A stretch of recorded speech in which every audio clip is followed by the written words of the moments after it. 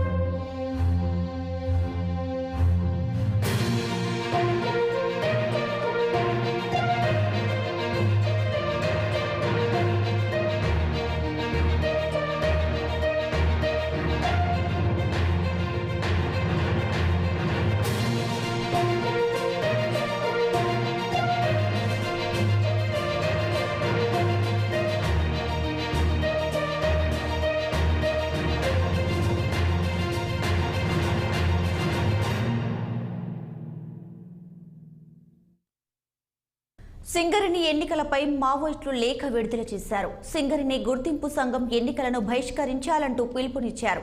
మావోయిస్టుల అనుబంధ సంఘం కార్యదర్శి ప్రభాస్ పేరుతో ఈ లేఖను విడుదల చేశారు. ఇక ఇదే అంశంపై పూర్తి డీటెయిల్స్ ను మా ప్రతినిధి అరుణ్ అందిస్తారు ఫోన్లో.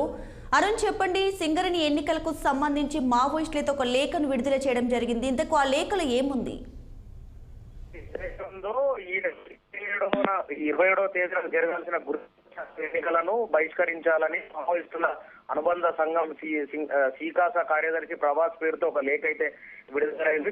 గుర్తింపు సంఘం ఎన్నికలను బహిష్కరించాలి, కార్మిక సంఘాల నాయకుల బూటక మాటలు నమ్మవద్దని లేఖలో విడుదల చేశారు. సింగరేణిలో గుర్తింపు సంఘంగా కొనసాగిన టీబీజీకేఎస్ భారీగా అవినీతికి పాల్పడిందని ఆ లేఖలో ఉంది. సింగరేణిలో జరగనున్న గుర్తింపు ఎన్నికలను కార్మికులు బహిష్కరించి మిలిటెంట్ పోరాటాల ద్వారానే హక్కులు సాధించుకొని ప్రైవేటీకరణ అడ్డుకోవాలని ఇంతవరకు జరిగిన ఎన్నికలలో గెలిచిన గుర్తింపు ప్రాతినిధ్య సంఘాలు అవినీతి పనిభారం పెంచి ప్రైవేటీకరణ, అవుట్ సోర్సింగ్, చట్టబద్ధమైన వేతనాలు చెల్లించకుండా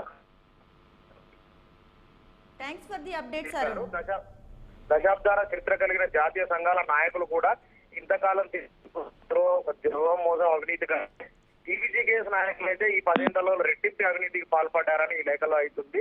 ఎందుకంటే ప్రధానంగా ఈ లేఖ అయితే టీబీజీకేఎస్ నాయకుల అవినీతి పైనే రిలీజ్ చేశారు. ఎంఎండిఆర్ చట్టానికి, కార్మిక వ్యతిరేక చట్టాలకు బీఆర్ఎస్ పార్టీ ఎంపీలు మద్దతు ఇవ్వడంతో బీఆర్ఎస్ నేత మాజీ సీఎం ఏదైతే కేసీఆర్ మోదీ దళారిగా మారారని ఈ లేఖలో అయితే ఉంది. Deepika, thanks for the updates Arun.